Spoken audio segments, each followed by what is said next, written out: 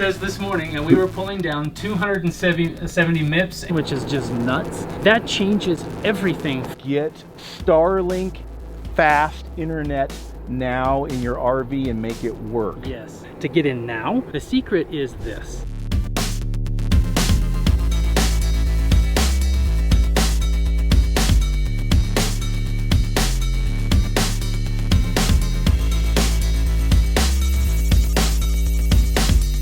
So I've got a really quick treat for you guys today. I met Joshua here.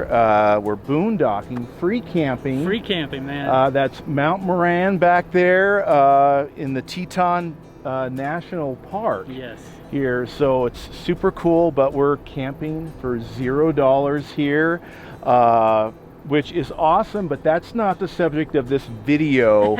He learned and is willing to share a hack to get Starlink fast internet now in your RV and make it work. Yes. How long have you been using the Starlink internet so far? We've been using the Starlink now for just about a month. Okay. And it has been really working well for us in these wilderness type or remote areas. And there are some towns in which it will work in, but those are very remote, and that's part of the secret that we're about to share.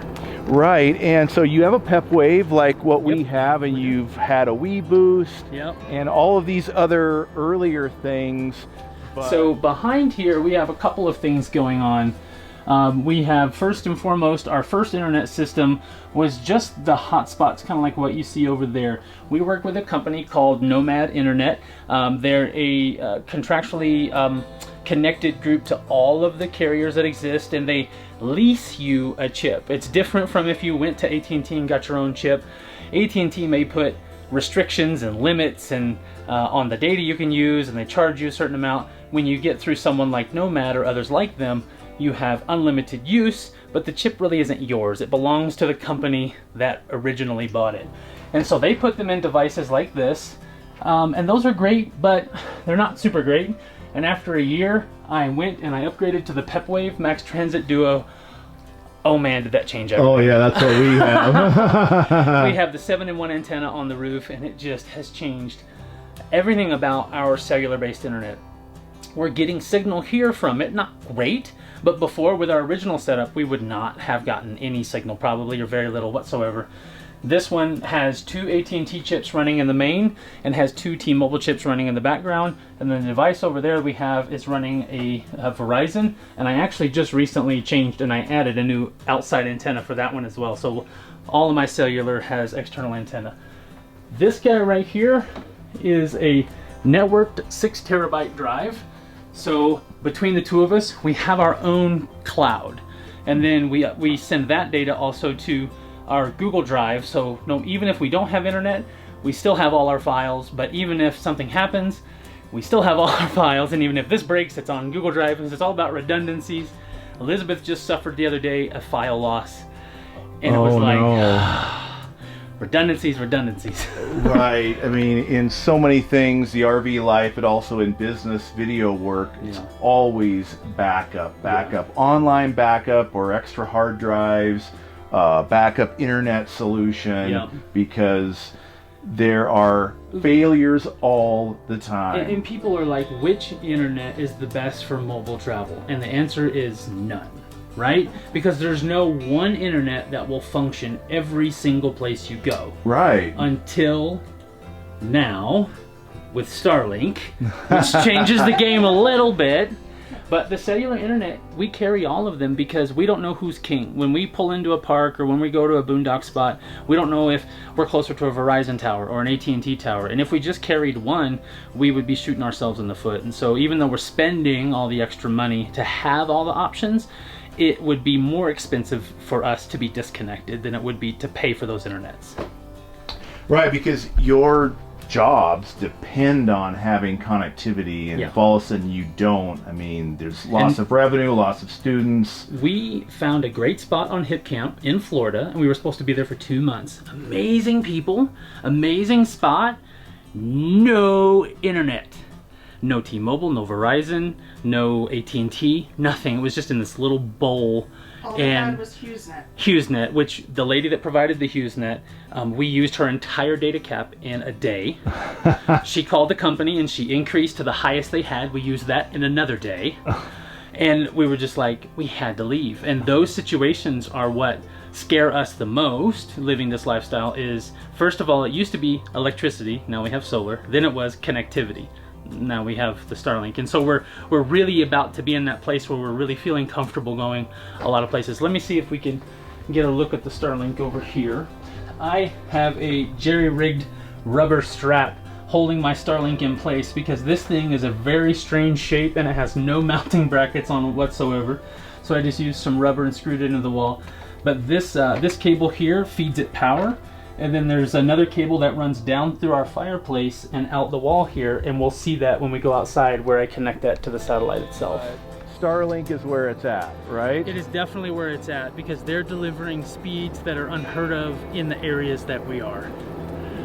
Right, and so we've got the dish right up there. Fully mounted, it's operational. We did a speed test earlier. I think he can share some of that footage with you. We were getting almost 300 down, which is just nuts.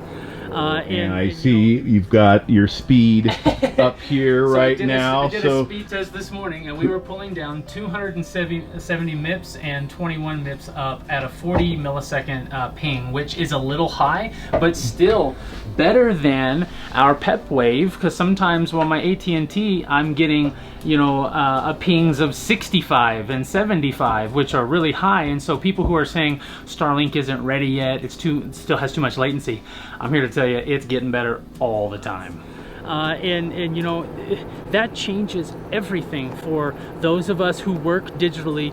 That allows us to be out here in these really awesome places where the cell signal just barely touches. Right. We're getting a little bit on the PEP wave now. I guess for us, you know, us personally, it would work, I think, based on what you guys are doing. You've got online trains and classes, things like that. You know, running on Zoom, and then the latency that you can run into with a weak cell signal can really make that just a big frustration. Kind of like when you're using HughesNet, and every time you say something, they say something, and you say, oh, sorry, now you go, and then they say, okay, sorry, you're not, you go. So what is the cost and the secret to getting Starlink on your RV? So the secret, and then the cost I'll get to in a second, the secret is this. You go on Starlink.com and you pick a rural service address as remote as you can find, as north as you can find, and you put that in, and it will either say $99 for deposit, or it will say $600 shipping now. That's what you're looking for. You want to find an address that will ship at the moment that you're putting it in. The key now becomes, when you finish your billing information, you change your shipping address to wherever you are or wherever you're about to be. Do plan on giving about 2 to 3 weeks lead time for them to ship it, because mine did take all of 2 weeks to actually get shipped and sent out. So we were able to receive it the day before we left the campground. So we did not allow enough time. So make sure you allow plenty of time. And the thing is once you go through all that, you're going to need to choose if you want to do a pole mount, you want to do a surface mount. So you're going to have an extra buy, but we're talking 25, 30 bucks for whichever mount is going to work best for you. So all in, you're like $650, maybe $675, and then the recurring cost doesn't start until you activate your satellite dish. So you may take 2 or 3 weeks to get it. You may take another 2 or 3 weeks to reach a place where you can activate it. But then once you activate it, the billing starts at the next month after that. So don't be worried about you're paying $100 a month and not really using it and enjoying it. It won't start until you set it up. Now, where can you set it up?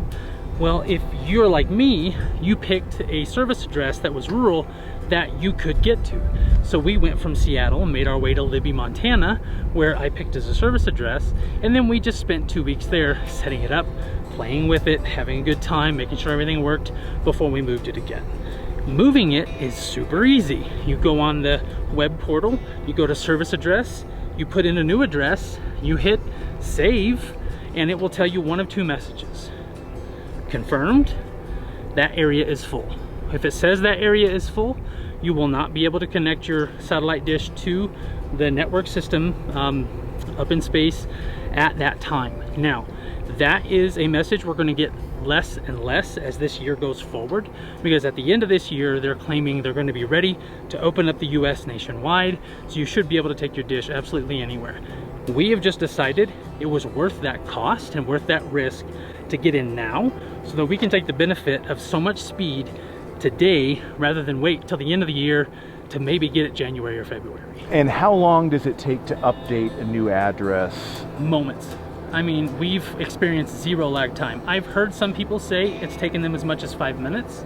Okay. But for me, the moment I update it, it is disconnected from my previous address and already ready at my next address. Now, to save time, because typically we're not tearing down until the last minute before we leave, I leave the old address up and don't update it to the new address until we arrive. And sometimes when you're like here, this doesn't have an address, right? So I picked Moran Post Office, and then they have a little map that you can drag, and I dragged the map with satellite over to here and then hit save, and then we were exactly over the top of us, and it immediately connected. Right, because yeah, dispersed camping out here, there's no actual address, No. but as long as it's the closest town. You pick a town and then drag it, right? Because if you just leaved it at Moran Post Office, the satellite dish would not be orientated correctly. It would still be off enough to not be making contact with its counterpart in space. So it is important that you're within a few miles of your actual place. So if the address you picked was just over that tree line, then you're fine. But since ours is several miles away and, you know, maybe down a hill, we drug it over and dropped it here. You can also use what's called a Google Plus code, which is Google Maps' way of shortening a GPS address.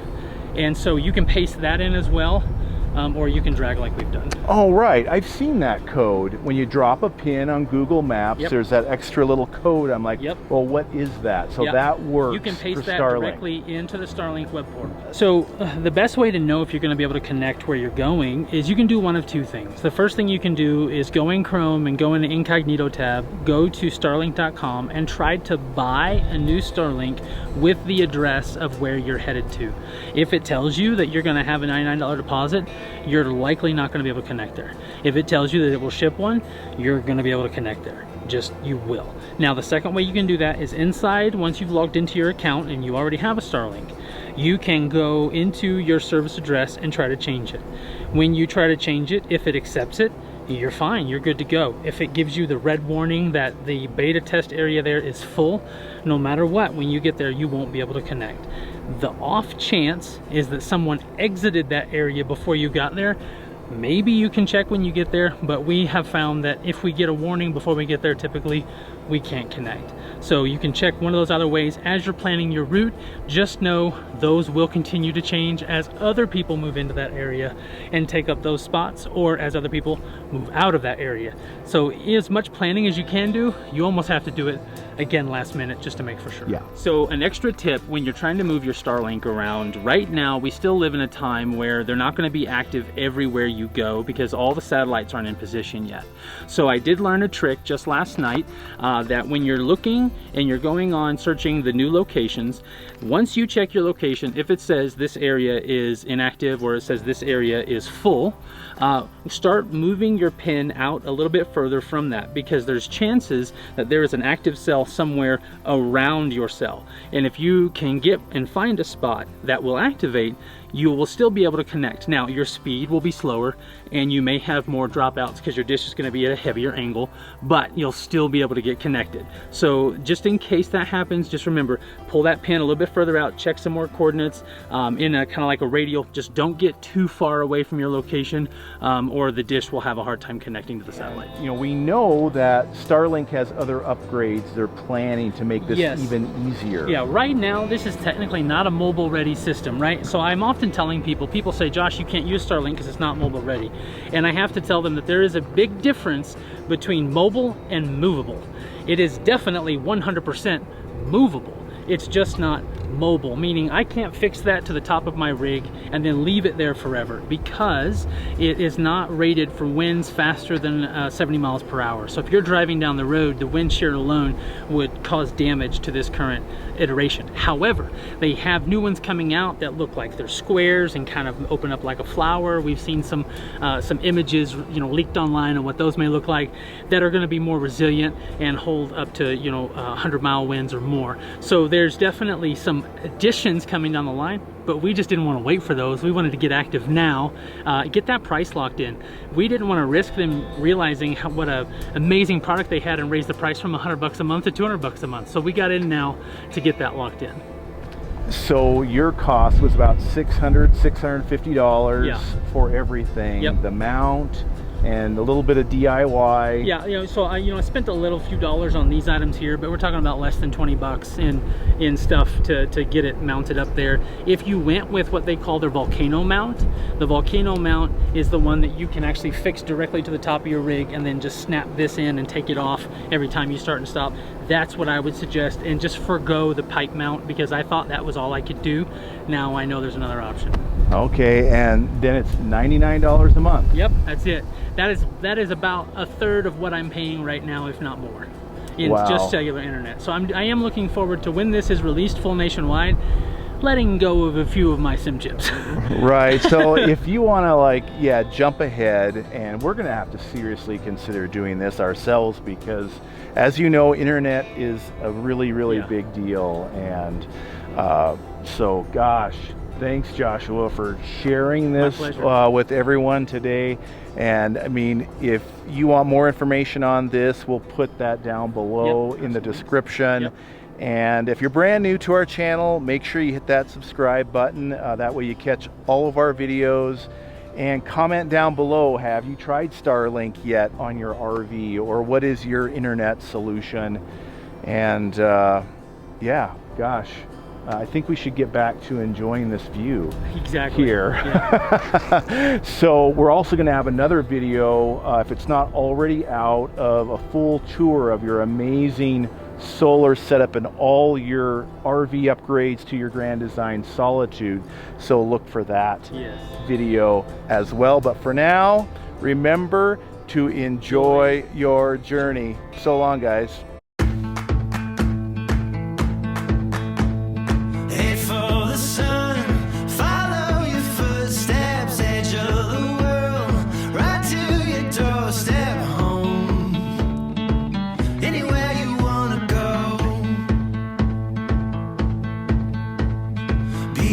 The stars.